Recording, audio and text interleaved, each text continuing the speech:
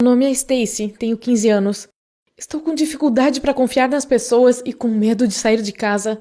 É que recentemente eu passei quase um dia inteiro como refém, e naquele momento pensei que nunca mais voltaria.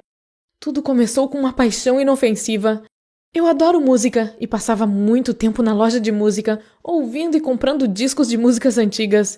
Eu realmente gostava disso, e pouco tempo depois já tinha ouvido todo o acervo da loja, menos aqueles discos raros e caros, já que eu não tinha muito dinheiro.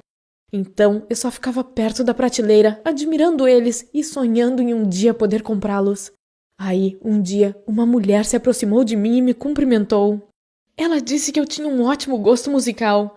Brinquei de volta, dizendo que não adiantava nada gostar de músicas boas quando não se tinha dinheiro para comprá-las. Nós rimos e começamos a conversar. Parece que gostávamos das mesmas bandas. Sabíamos todas de cor do The Doors e nós duas adorávamos vitrolas. Eu gostei da nossa pequena conversa. Foi tão agradável e fácil conversar com ela. Era como se aquela mulher fosse uma cópia exata de mim. Seu nome era Ellen. Depois, ela me encontrou no Facebook e conversamos muito por lá. Pouco depois, trocamos números de telefone e combinamos de nos encontrarmos na loja de novo para falar sobre música. Acho que foi assim que nos tornamos amigas. Pois é, eu tinha uma amiga adulta e talvez isso fosse meio estranho. Mas esse é um ótimo exemplo de como interesses em comum aproximam as pessoas. 2 dias depois, lá estava eu de novo, na sessão da edição limitada de vinis. Aí, de repente, a Ellen chegou e disse que eu deveria parar de ficar olhando aqueles discos, pois já era hora de ouvi-los. Ela pegou um álbum dos Rolling Stones e caminhou vigorosamente para o caixa.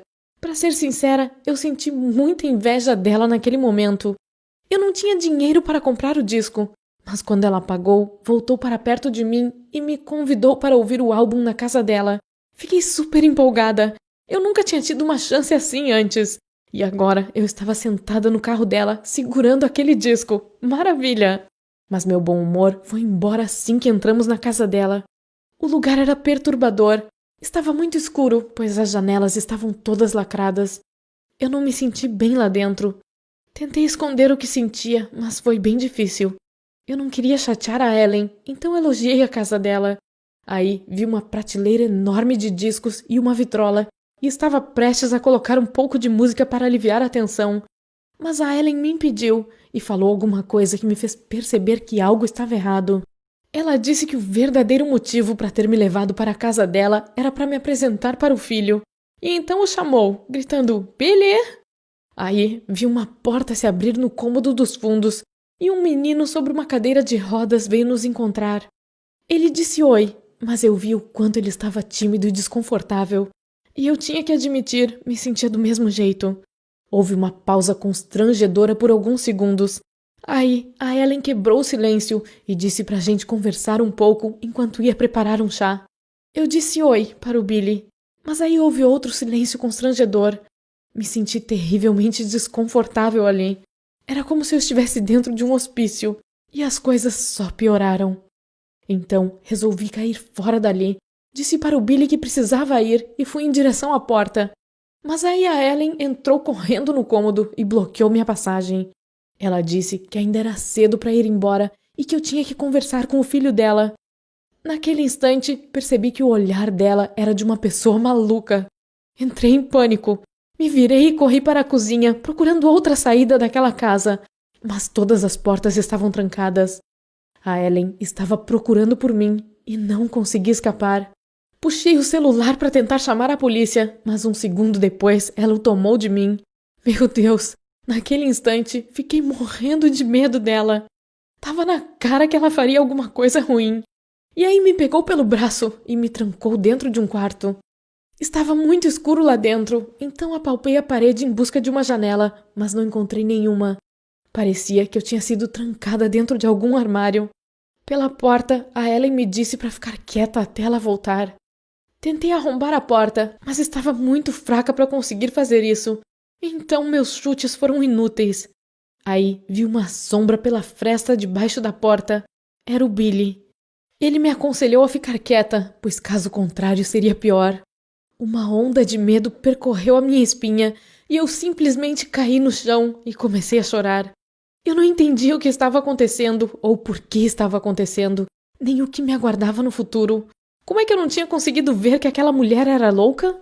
A Ellen voltou pouco tempo depois e tudo começou de novo. Ela me colocou em uma cadeira de frente para o Billy e me fez conversar com ele. Foi a coisa mais estranha que eu já senti na vida. A mulher me obrigou a fazer perguntas e ele respondia de forma estranha. A tensão diminuiu um pouco depois que ela saiu do quarto. Comecei a pedir para o garoto para me deixar ir embora, pois queria ir para casa, para encontrar meus pais. Mas ele disse que era melhor ouvir a mãe dele, pois assim aquilo acabaria mais rápido. Aí, desatei a chorar de novo, e a Ellen me levou de volta para o meu quarto.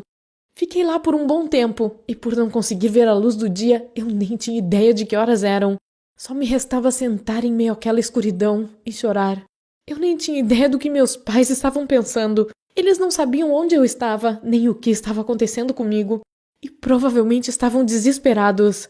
Quando me acalmei um pouquinho, comecei a pensar em uma forma de fugir daquele hospício. Mas eu estava trancada em um quarto sem janela, e a Ellen passava o tempo todo me vigiando. Na hora, eu pensei que fosse passar o resto da vida naquela casa horrível, mas de repente vi uma sombra debaixo da porta de novo. Era o Billy. Ele disse que não havia tempo para conversar, pois a mãe dele poderia ouvi-lo. E então passou um bilhete por baixo da porta e saiu. Tentei ler a letra magricela dele com o pouco de claridade que passava por debaixo da porta. Ele pediu desculpas pelo que estava acontecendo.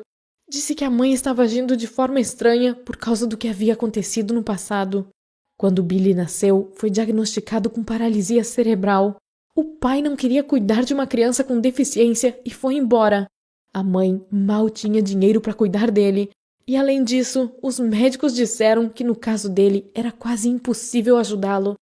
Então, a mãe resolveu protegê-lo daquele mundo cruel que havia rejeitado o filho, e desde então cuidou dele sozinha. Agora, após 15 anos de solidão, ela desenvolveu um monte de problemas sociais. Ele era solitário também, e seu único hobby era a música.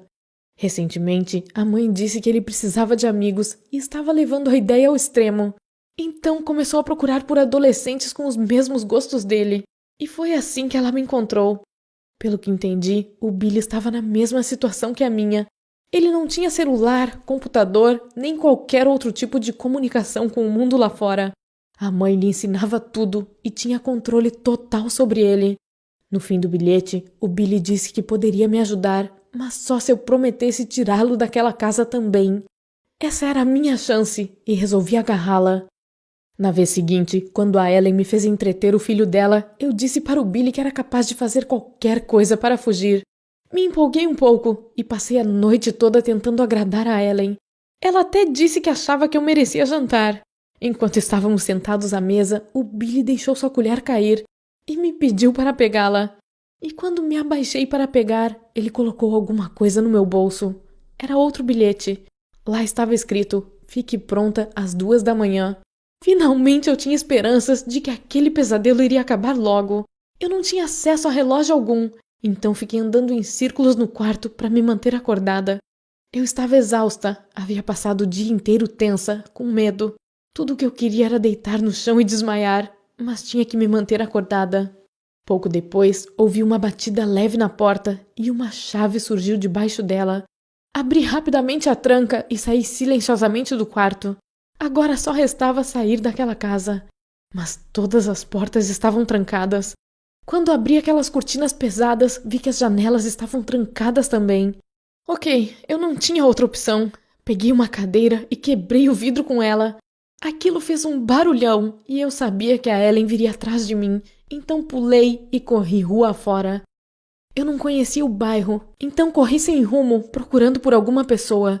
Pouco depois, vi um farol e acenei para o carro. Quando ele parou, comecei a gritar, dizendo que estava com um problema e pedindo para o motorista chamar a polícia. E aquele foi o fim do meu sofrimento. A polícia me levou para casa e nem sei descrever a felicidade que senti quando vi meus pais. Eles estavam desesperados procurando por mim. Mas tudo o que haviam encontrado era o meu celular, que estava fora da cidade, perto de um lago. A polícia tinha uma teoria de que eu estava nadando e provavelmente havia me afogado. Acho que a Ellen o levou para lá para não deixar rastros. Parece que ela estava planejando me manter refém na casa dela por um bom tempo. Graças a Deus, eu havia conseguido fugir. Mas ainda não havia acabado.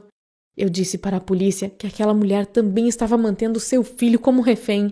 Até onde sei, ela foi presa naquela mesma noite. O julgamento será em breve e a justiça será feita. Tudo acabou bem. Voltei para casa e encontrar uma nova família para o Billy. Tomara que ele esteja bem. Mas todos esses acontecimentos deixaram marcas em mim. Adquiri medos e fobias. Tenho receio dos estranhos que passam perto de mim na rua e só me sinto segura dentro da minha própria casa. E tudo isso só aconteceu porque eu confiei em uma mulher totalmente desconhecida. Então, por favor, tome cuidado. Obrigada por assistir. Você tem algum conselho sobre o que eu posso fazer para lidar com meus medos e traumas? E volto a dizer, por tudo que é mais sagrado, nunca converse